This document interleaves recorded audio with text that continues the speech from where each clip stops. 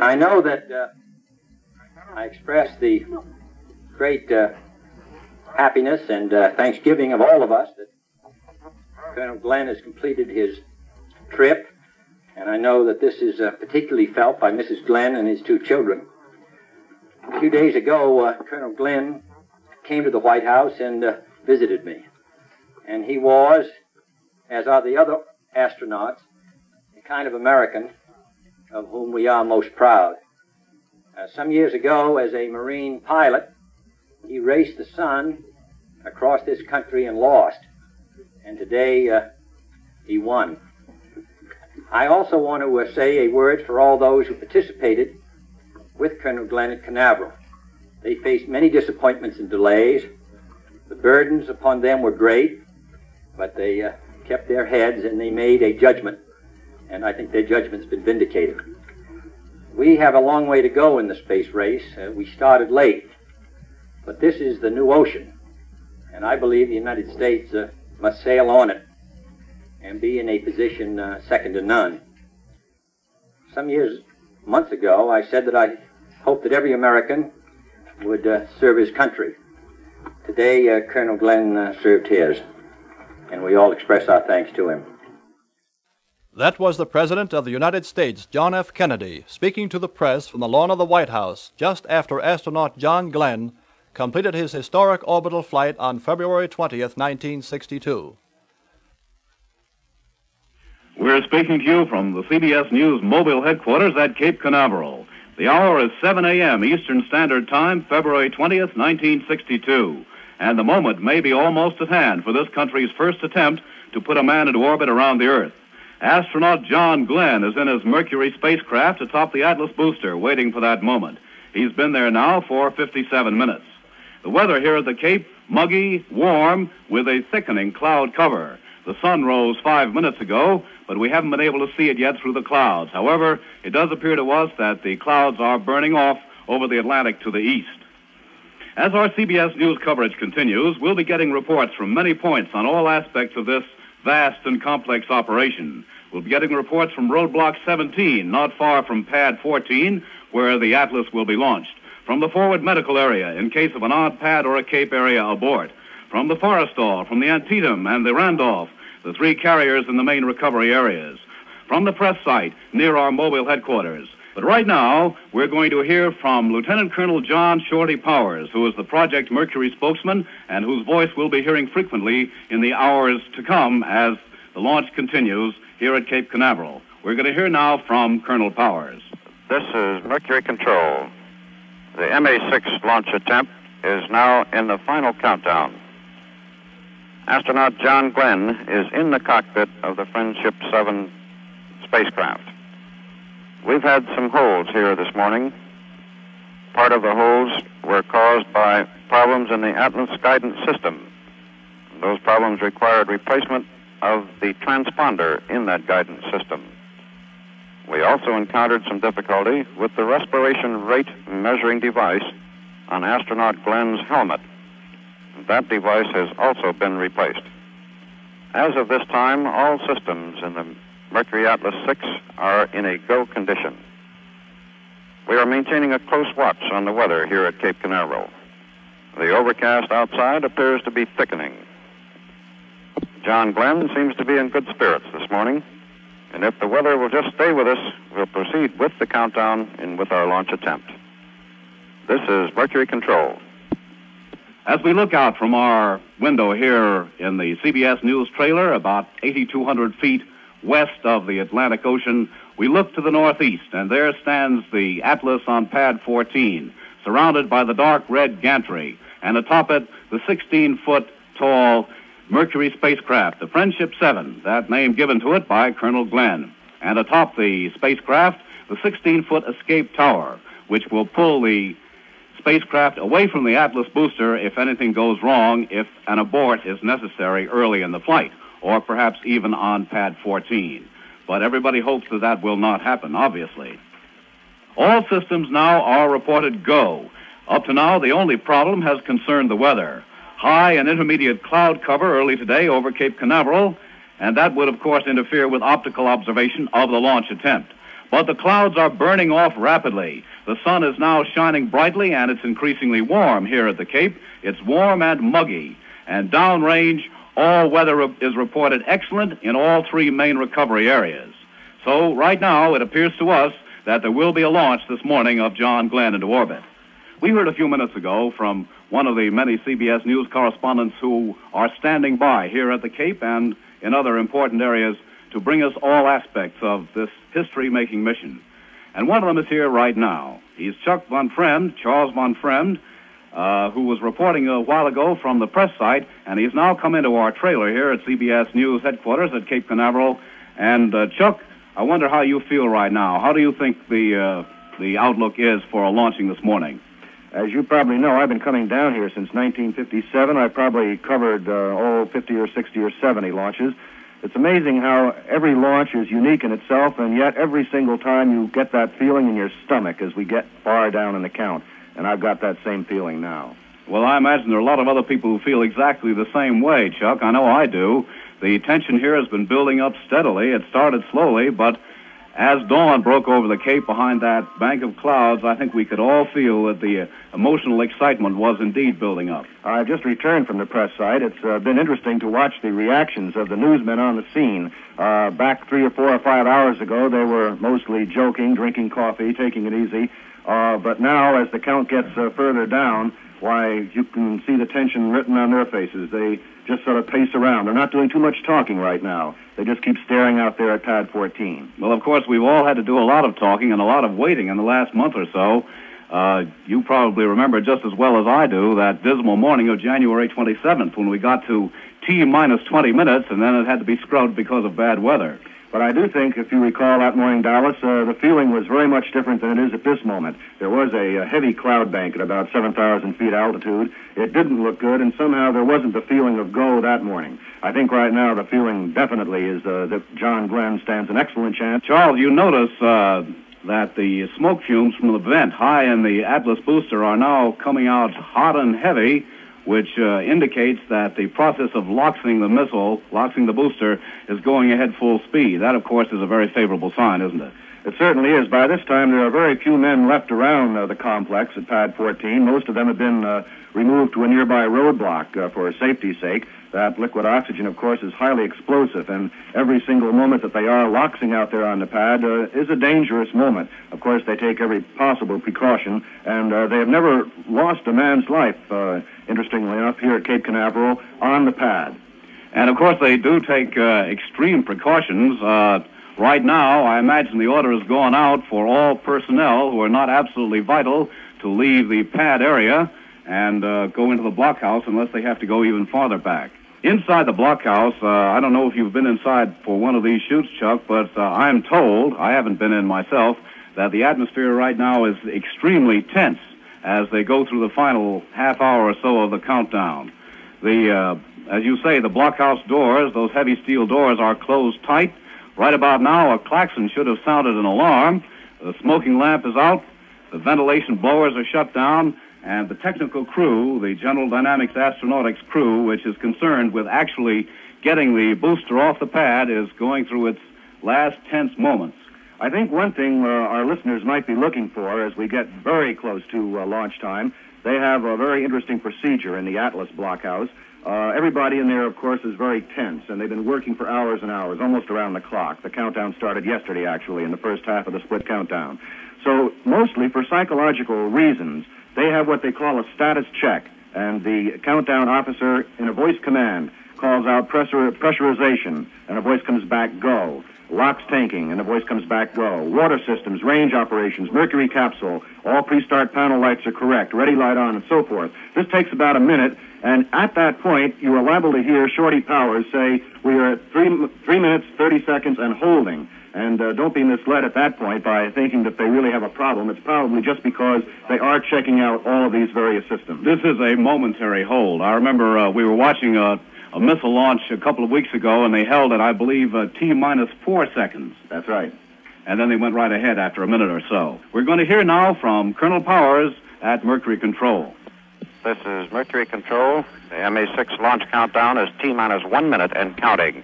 T-minus 1 minute and counting. All systems are reported in a go condition. John Glenn reports he is ready. This is Mercury Control. John Glenn, in the last minute before takeoff, reports that he is ready. He is ready to take that history-making first manned orbital flight around the Earth of the United States. This is Mercury Control. All systems are reported in a go condition. John Glenn reports he is ready. This is Mercury Control. Missile arm, 1 minute, 15 seconds. Missile power, go. RF systems, go. Propulsion, go. AMR telemetry, go. Telemetering quality, go. Mercury capsule, go.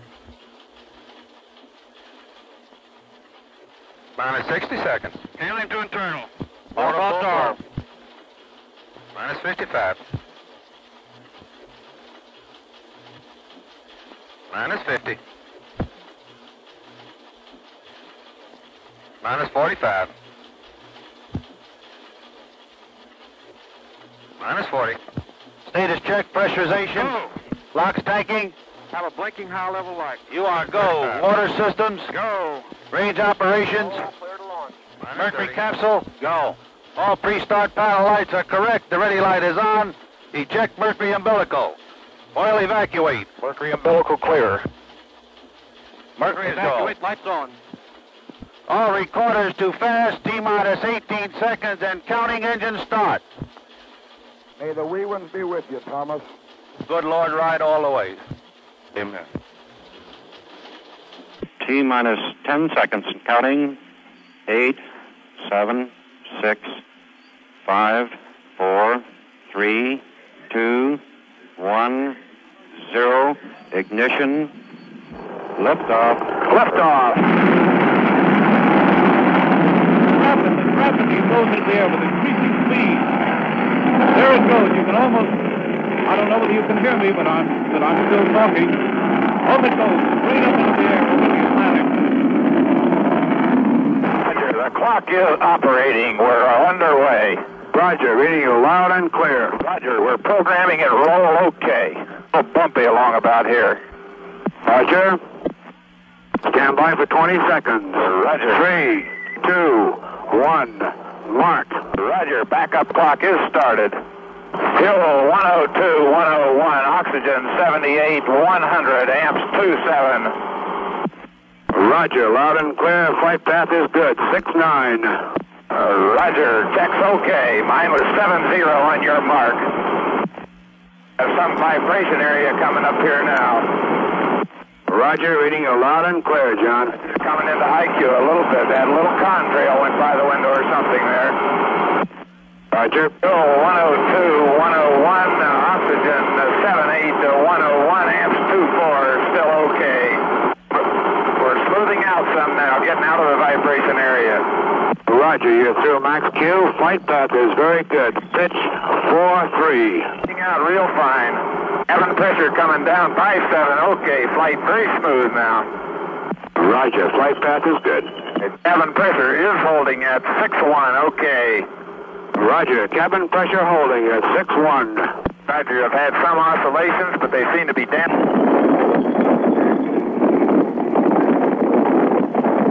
On 2 minutes. And fuel is 102, 101, oxygen 78, 102. Ease, they're building to 6. Roger, reading you loud and clear. Flight path looks good. Pitch 25. Stand by for staging. Roger, Pico. Pico. Let's see the tower go. I saw the smoke go by the window. Roger, we confirm staging on TM. Roger. We'll have about 1.5 Gs. Roger. Over. There the tower went right then. Have the tower in sight way out. Oh, Roger, we confirm on TM.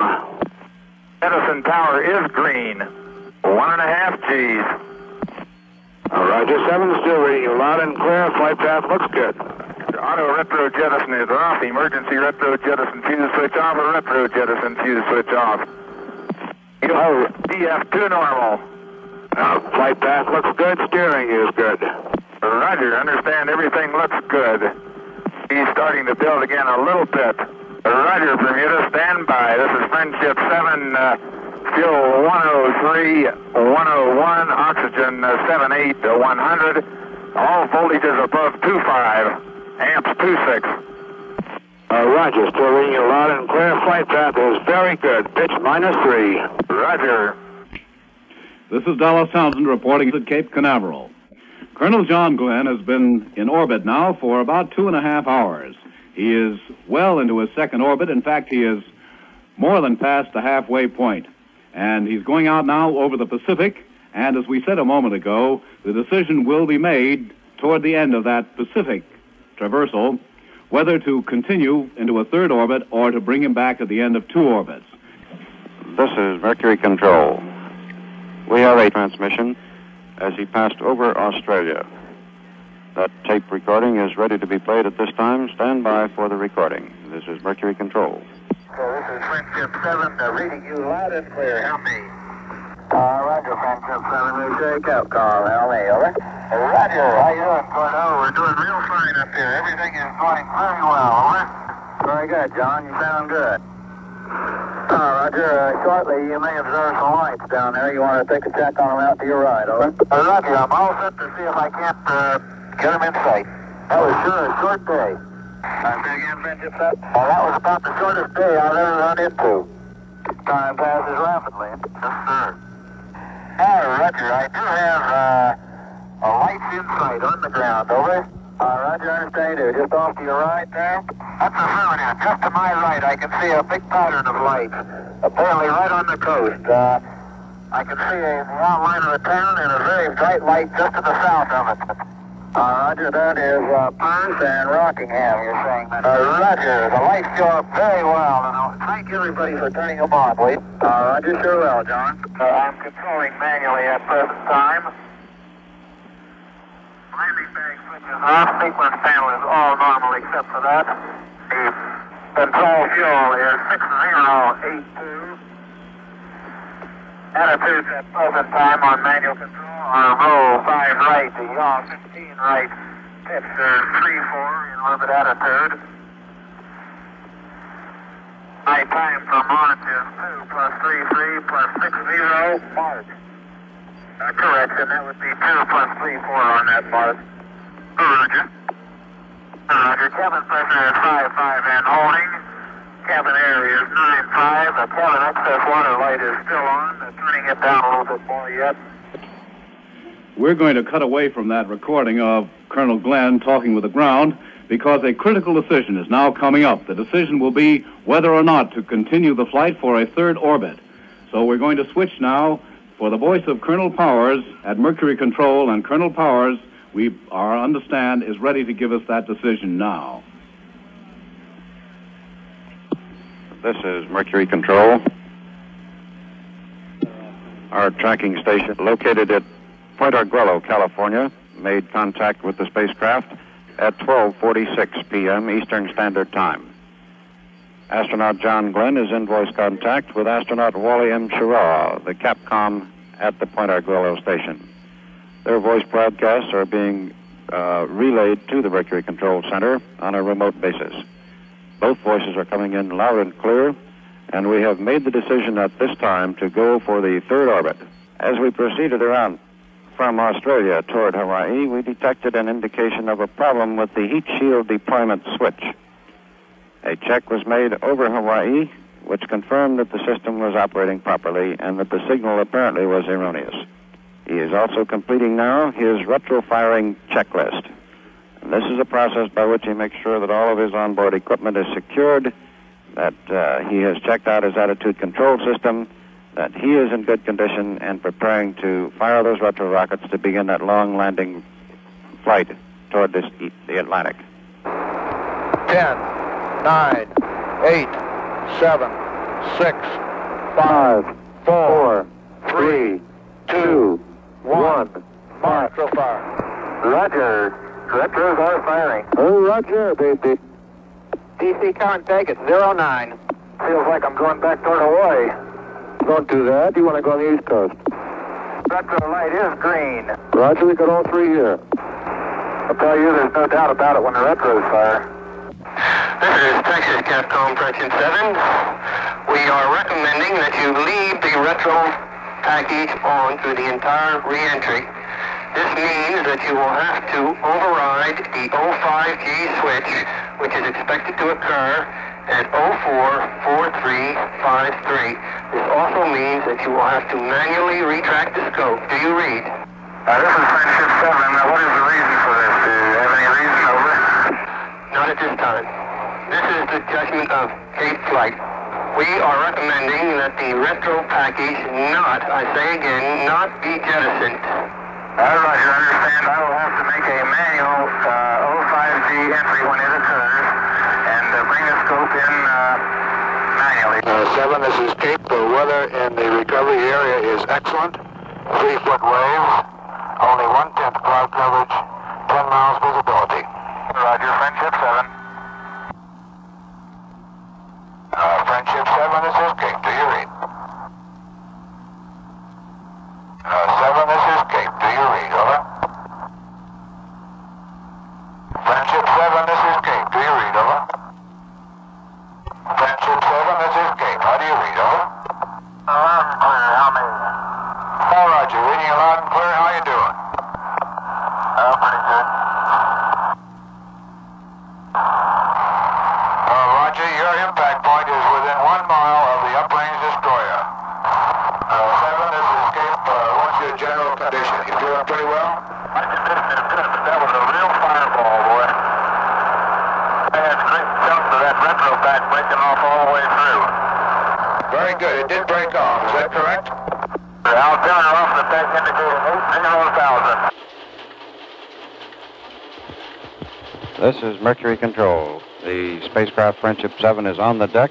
It was set on the deck at 4 minutes after 3 Eastern Standard Time this afternoon. Astronaut John Glenn reports, "My condition is excellent." He is in continuous contact with the people on the ship. Radio reports from the USS Noah indicate the hatch is now blown clear. U.S. astronaut John Glenn is on the deck of the USS Noah, is reported to be a hale and hearty astronaut after his history-making flight. And this is Mercury Control.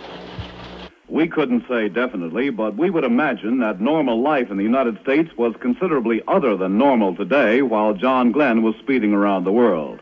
There may well have been a great universal sigh of relief when Glenn at last returned safely. And we might suggest that President Kennedy spoke for all Americans when, as the flight was still in progress, he made contact with Colonel Glenn. Hello? Hello, sir. Colonel? This is Colonel Glenn. Oh, listen, Colonel, we're really proud of you, and I must say you did a wonderful job.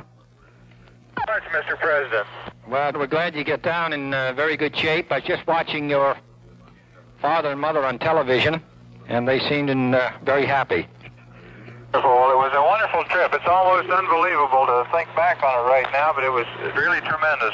Well, we're going to, we'll see you over at, I'm going to come down to Canaveral on Friday, and then hope you come up to Washington on Monday or Tuesday, and I'll look forward to seeing you there.